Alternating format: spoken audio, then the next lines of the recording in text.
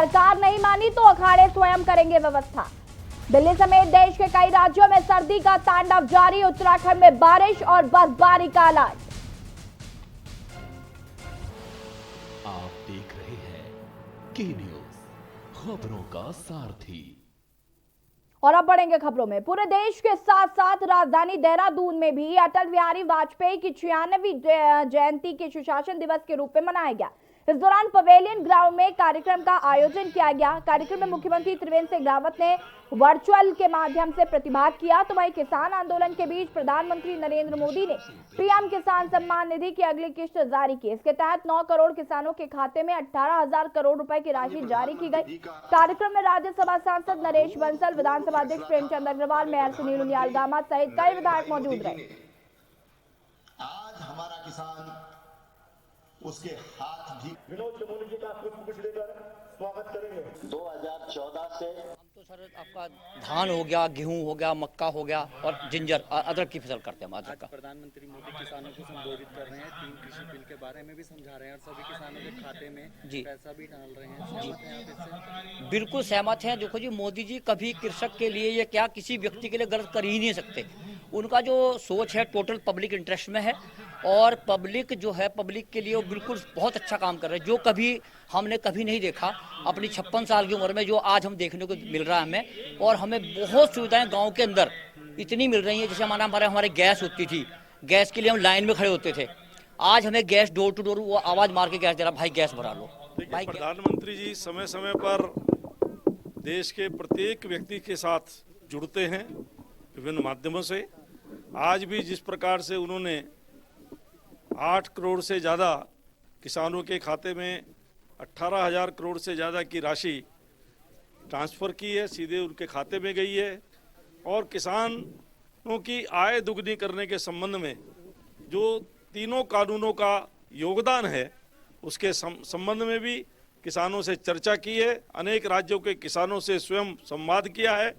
इससे जो किसानों के बीच में राजनीतिक एजेंडा चलाने के लिए कुछ लोग भ्रम फैलाने का काम कर रहे हैं, किसानों का भ्रम भी दूर होगा और उनकी राजनीति का जो चश्मा चढ़ाने की कोशिश है वो भी उतरेगा।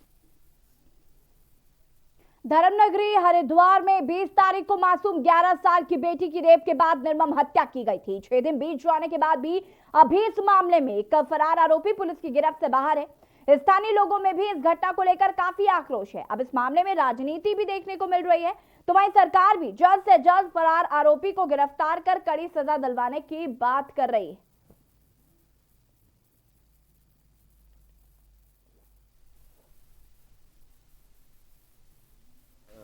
घटनाक्रम है बहुत ही दर्दनाक और दुखदायी घटना है, बहुत ही बेभत्स घटना है जिसकी जितनी निंदा की जाए उतनी कम है। मैंने उसी दिन भी बातचीत की थी परिवार से और एसएसपी से भी उसी दिन मैंने बात की थी। इस पे दोषी जो भी होगा एक को तो अरेस्ट करके भेजा गया है। पुलिस पूरी तरीके से इस केस को छानबीन कर रही है। दोषी को किसी कीमत पर छोड़ा नहीं जाएगा। बाजपुर से हजारों की संख्या में किसान दिल्ली चल रहे आंदोलन को बल देने के लिए दिल्ली रवाना हो गए, जहां किसान पुलिस द्वारा लगाई गई बैरिकेडिंग को ट्रैक्टर से तोड़ते हुए दिल्ली रवाना हुए। किसानों द्वारा की गई तोड़फोड़ पर पुलिस प्रशासन मूक दर्शक बनकर खड़ा रहा। बता दें कि किसानों ने कृषि कानून के विरोध में दिल्ली में चल रहे आंदोलन को बल देने के लिए हजारों की संख्या में किसान दिल्ली सिख गुरुद्वारा मैनेजमेंट कमेटी के अध्यक्ष और शिरोमणि अकाली दल के सदस्य मनजिंदर सिंह सिरसा और भारतीय किसान यूनियन के प्रदेश अध्यक्ष कर्म सिंह पड्डा के नेतृत्व में दोराहा रोड स्थित एक मैरिज पैलेस में एकत्र हुए, जिसके बाद किसान विशाल जुलूस निकालते हुए दोराहा बॉर्डर पर पहुंचे, जहां किसानों को रोकने के लिए पुलिस प्रशासन पूरी तरह से मुस्तैद नजर आया था। किसानों ने पुलिस से दिल्ली जाने देने का निवेदन किया, लेकिन पुलिस ने किसानों की एक ना सुनी, जिसके बाद आक्रोशित किसानों ने ट्रैक्टर से पुलिस प्रशासन द्वारा लगाए गए बैरिकेडिंग को तोड़कर नष्ट कर दिया। वहीं एसएसपी दलीप सिंह कोवर ने कहा कि पुलिस प्रशासन ने पूरे घटनाक्रम की वीडियोग्राफी करवा ली है, जिसके बाद प्रदर्शनकारियों और पुलिस पर हमला करने वालों के खिलाफ मुकदमा दर्ज किया जाएगा।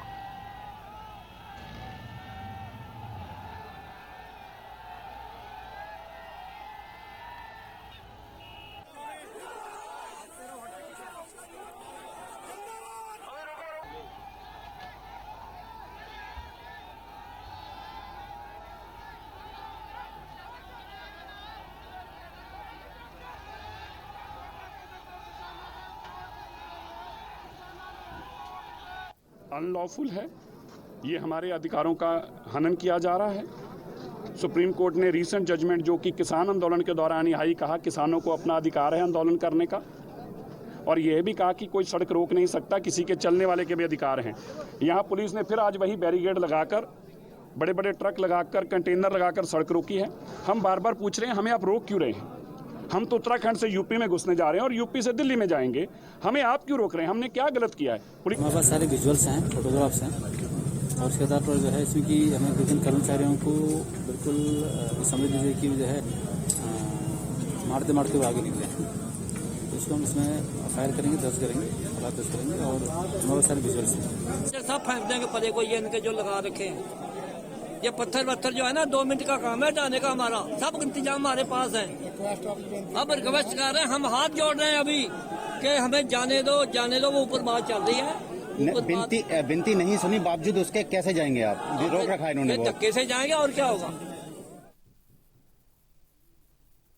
उधम सिंह नगर जनपद में किसानों द्वारा पूर्व में घोषित अपने कार्यक्रम के तहत दिल्ली जाने के दौरान पुलिस द्वारा रोकने का प्रयास किया गया, जहां सितारगंज में ट्रैक्टर रोके जाने पर सितारगंज के एसएसआई सुधाकर जोशी पर किसानों द्वारा ट्रैक्टर चलाने का प्रयास किया गया, जिसका वीडियो वायरल हो रहा है। वहीं नानकमत्ता के सिसाई खेड़ा में नानकमत्ता एसओ कमलेश भट्ट के साथ ही झनकैया एसओ दिनेश भरतियाल और ताजुद्दीन सिपाही को आई चोटों के मामले पर अब पुलिस प्रशासन ने सख्त कार्रवाई करने का मन बना लिया है। एसएसपी उधम सिंह नगर दिलीप पवार ने मीडिया को बताया कि सितारगंज और सिंसाई खेड़ा और पुलिसकर्मियों के साथ हुए दुर्व्यवहार और उनको आई चोटों के मामले में सभी पुलिसकर्मियों का मेडिकल करा दिया गया है, और किसानों के आंदोलन में जो उपद्रवी तत्व द्वारा पुलिसकर्मियों को चोट पहुंचाने की कार्रवाई की गई है, उनको चिन्हित कर उनके खिलाफ सख्त कार्रवाई की जाएगी। हमने पूरी व्यवस्था करी हुई थी, पर्याप्त संख्या में हमने पुलिस बल पर हमने प्रबंधन किया था। इसमें जो सितारगंज क्षेत्र में एक तो हमारे एसएसआई और एक दो हमारे अन्य कार्मिकों को चोटें लगी हैं, उनको रोकने के उसमें उन्होंने बहुत रैशली जो है गाड़ी को चला करके, जो ट्रैक्टर ट्रॉली चला करके उनको हट करने का प्रयास किया। इसमें इनकी पूरी इस अभियान में कुछ ऐसे एलिमेंट भी हैं जो माहौल को खराब करने का प्रयास कर रहे हैं, और हमारे पास सभी जगह के वीडियो फुटेज हैं। जिन कर्मचारियों को चोटें लगी हैं उनका हमने मेडिकल करा दिया है। मिनी स्विट्जरलैंड के रूप में विख्यात पर्यटक स्थल चोपता दुगलविट्टा में इन दिनों पर्यटकों की भरमार है। साथ ही 25 दिसंबर से 5 जनवरी तक चोपता दुगलविट्टा के सभी होटल लॉन्च बुक हो चुके हैं। पर्यटकों की बढ़ती भरमार को देखते हुए यहां अतिरिक्त पुलिस फोर्स को भी तैनात किया गया है। लॉकडाउन के बाद बढ़ रही पर्यटकों की आवाजाही से स्थानीय व्यापारी भी बेहद खुश हैं। देखिए रिपोर्ट।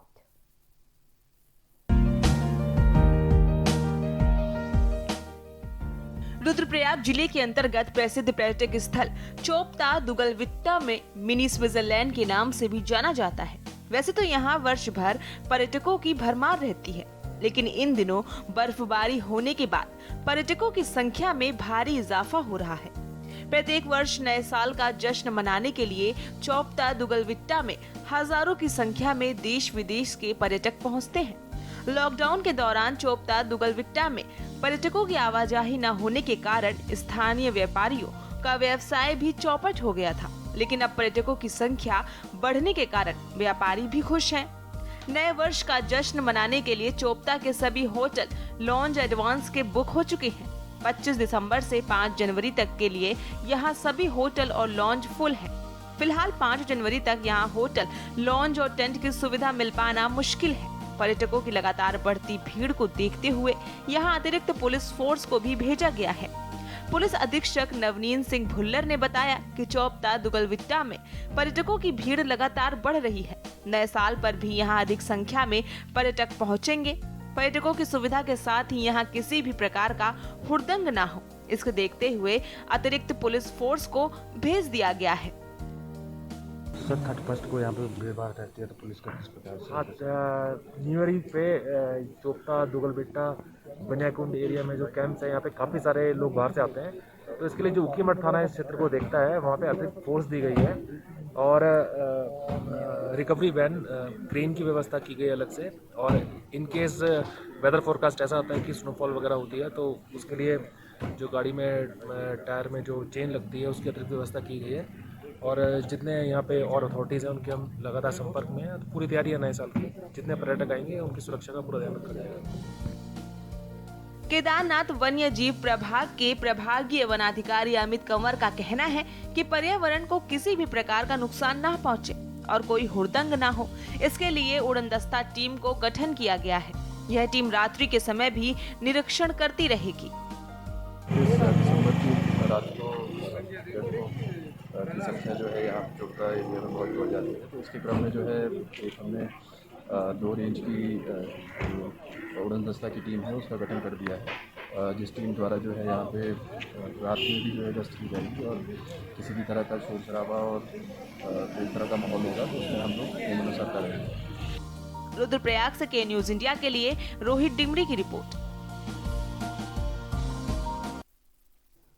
और इसी बीच आपको देहरादून से बड़ी खबर बता देते हैं। देहरादून से बड़ी खबर, आपकी प्रेस वार्ता। आम आदमी पार्टी की प्रेस कॉन्फ्रेंस, प्रदेश उपाध्यक्ष की अध्यक्षता में ये प्रेस कॉन्फ्रेंस हो रही है। सांसद भगवंत मान के उत्तराखंड दौरे पर दी जानकारी। किसान न्याय यात्रा को लेकर उत्तराखंड दौरे पर हैं भगवंत मान। देहरादून से बड़ी खबर आपको बता रहे, जहां पर आम आदमी पार्टी की प्रेस कॉन्फ्रेंस हो रही। किसान न्याय यात्रा को लेकर उत्तराखंड दौरे पर भगवंत मान आगामी 29 और 30 दिसंबर को रहेंगे उत्तराखंड दौरे पर। इस दौरान कई सभाएं की जाएंगी आयोजित। देहरादून से आपको बड़ी खबर बता रहे हैं, आम आदमी पार्टी की प्रेस कॉन्फ्रेंस, प्रदेश उपाध्यक्ष की अध्यक्षता में ये प्रेस कॉन्फ्रेंस की गई। सांसद भगवंत मान के उत्तराखंड दौरे पर जानकारी दी गई। किसान न्याय यात्रा को लेकर उत्तराखंड दौरे पर है भगवंत मान। बता दें कि आगामी 29 और 30 दिसंबर को उत्तराखंड दौरे पर रहेंगे भगवंत मान। किसान न्याय यात्रा को लेकर उत्तराखंड दौरे पर है भगवंत मान।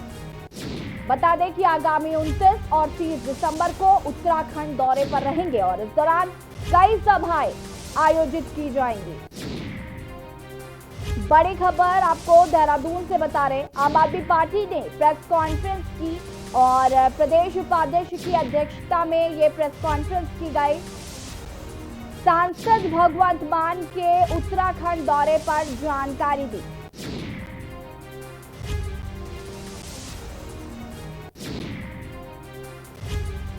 आम आदमी पार्टी ने की प्रेस कॉन्फ्रेंस।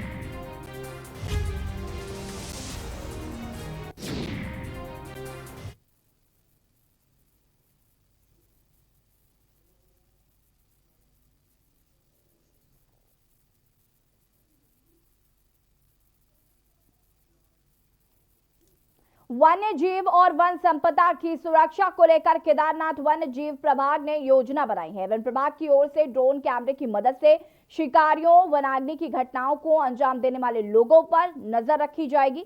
शीतकाल में बर्फबारी के कारण रुद्रनाथ, देवरियाताल, तुंगनाथ व मधमहेश्वर क्षेत्र ढक जाते हैं और इसी का फायदा शिकारी उठाते हैं। ऐसे में वन्य जीवों की सुरक्षा को लेकर केदारनाथ वन प्रभाग सक्रियता दिखा रहा है। देखिए रिपोर्ट। शीतकाल में इन क्षेत्रों में कस्तूरी मृग, मोरनाल व अन्य जीव जंतु विचरण करते हुए देखे गए हैं। इसके अलावा उच्च हिमाचल क्षेत्र में ब्रह्म कमल, फेन कमल जैसे दुर्लभ पुष्प के साथ कई औषधियों का भंडार भी है, जिस कारण वन्य जीवों और वन संपदा की सुरक्षा के लिए केदारनाथ वन्य जीव प्रभाग ड्रोन कैमरे की मदद लेगा। नए साल से केदारनाथ वन्य जीव प्रभाग ड्रोन कैमरे से शिकारियों व अतिक्रमणकारियों पर नजर रखेगा।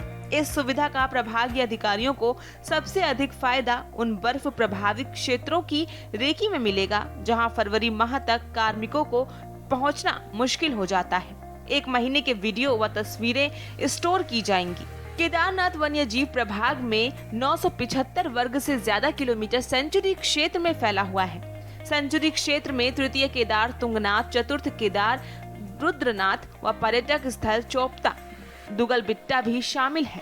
इसके अलावा प्रभाग में सेंचुरी क्षेत्र 23 आबाद व गैर आबाद बस्ती क्षेत्र भी हैं।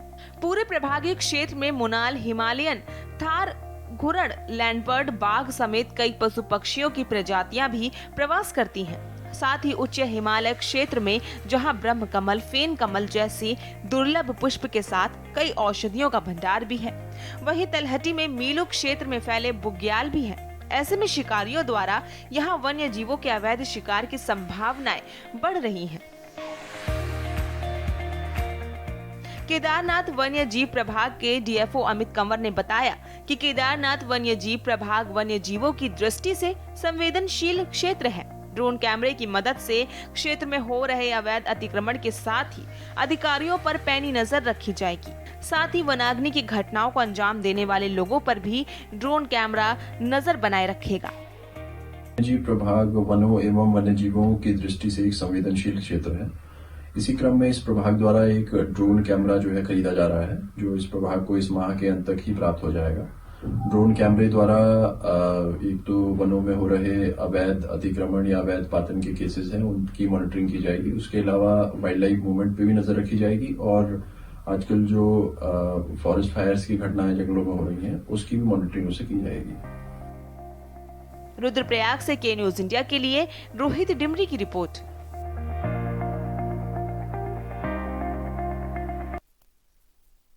और इसी बीच आपको देहरादून से बड़ी खबर बता देते हैं। देहरादून से बड़ी खबर, बीजेपी प्रदेश प्रभारी दुष्यंत गौतम का बयान सामने आया है।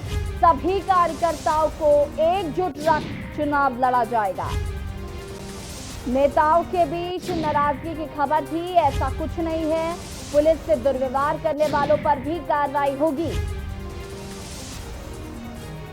बड़ी खबर देहरादून से, बीजेपी प्रदेश प्रभारी दुष्यंत गौतम का बयान। दुष्यंत गौतम ने कहा कि जो काम पार्टी अध्यक्ष ने दिया उसकी समीक्षा हो रही है और सभी मंत्रियों को जिले में प्रवास करना है। सभी को अपने क्षेत्र में जनता के बीच ज्यादा वक्त देना है।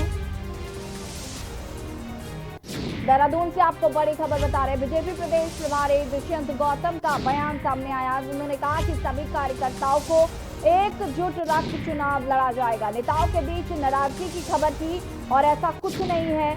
उन्होंने कहा कि पुलिस से दुर्व्यवहार करने वालों पर भी कार्रवाई होगी। देहरादून से बड़ी खबर, बीजेपी प्रदेश प्रभारी दुष्यंत गौतम का बयान सामने आया है। उन्होंने कहा कि जो काम पार्टी अध्यक्ष ने दिया है उसकी समीक्षा हो रही है और सभी मंत्रियों को जिले में प्रवास करना है। सभी को अपने क्षेत्र में जनता के बीच ज्यादा वक्त देना है। बता दें कि उत्तराखंड में 2022 में चुनाव होने हैं, जिसकी तैयारियां शुरू हो गई हैं। सभी कार्यकर्ताओं को एकजुट रख चुनाव लड़ा जाएगा।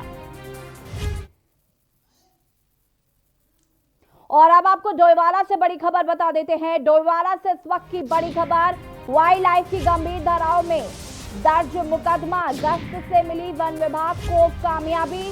बड़ी खबर डोईवाला से, नए साल को देखते हुए वन रेंज में सुरक्षा बढ़ा दी गई है। नए साल को देखते हुए डीएफओ राजीव धीमान ने रेंज की टीम को बधाई दी है।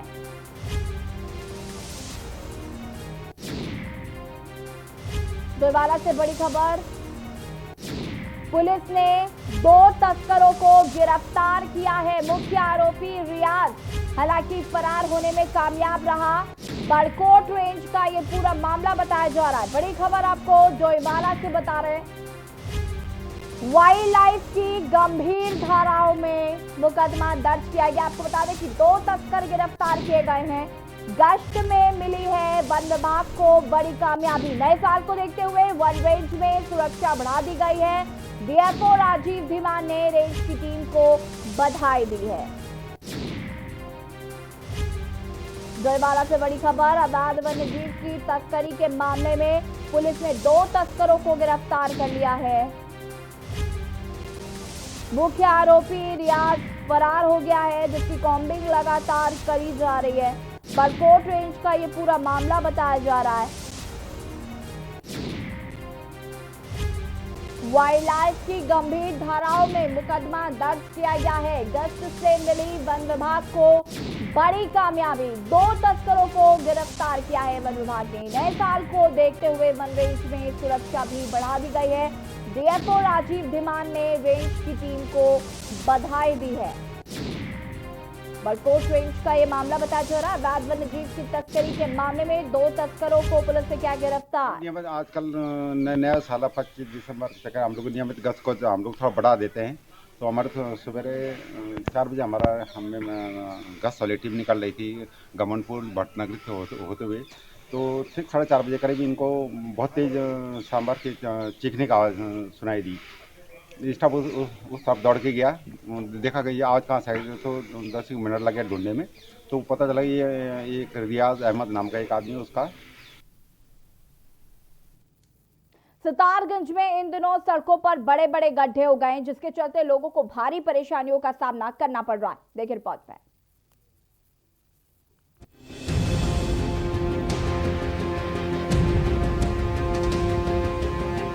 सड़कों पर आप जो गड्ढे देख रहे हैं ये सितारगंज जिले के हैं। तस्वीरों में आप साफ देख सकते हैं रोड पर बड़े बड़े गड्ढे हो गए हैं, जिसके चलते आए दिन सड़क हादसे होते रहते हैं।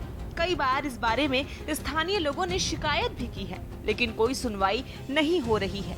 रोड पर गड्ढों की वजह से आए दिन एक्सीडेंट होते हैं। प्रशासन इस मामले में कोई सुध नहीं ले रहा। वहीं इस पर कांग्रेसी नेता ललित कुमार आर्य ने कहा कि चोरगलिया क्षेत्र की रोड पूरी तरह उखड़ चुकी है। कई क्षेत्र को यहां से निकलती है। अल्मोड़ा, बागेश्वर, चंपावत, नेपाल, पीलीभीत, सितारगंज और जितने यहाँ के पहाड़ी क्षेत्र हैं, हल्द्वानी, नैनीताल, चोरगलिया के रोड पर दबाव है। इस रोड पर ट्रैफिक सबसे ज्यादा है। खनन के डंपर की वजह से यह रोड पूरी उखड़ चुकी है। आए दिन यहाँ एक्सीडेंट और दुर्घटनाएं होती रहती हैं। बहरहाल कांग्रेसी नेता ने कहा है कि इस बारे में राजधानी में जाकर उच्च अधिकारियों से बात करूंगा। अब देखने वाली बात होगी आखिर कब इस संबंध में कोई सुनवाई होती है। सितारगंज से के न्यूज इंडिया के लिए दीपक भारद्वाज की रिपोर्ट। उत्तराखंड की बुलेटिन में फिलहाल इतना ही। देखते रहिए के न्यूज इंडिया। नमस्कार।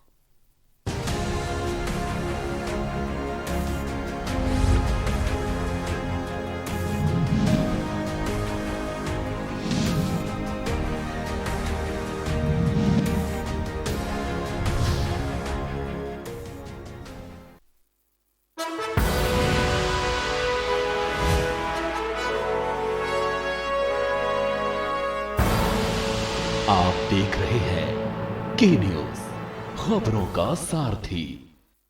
फिट रहना है तो फिटनेस हेल्थ ऑयल ले आओ। You are correct. हाँ, करेक्ट होता है बाबूजी। सही बोले हैं, तो ले आइए फिटनेस हेल्थ ऑयल। खुदी को आजमाया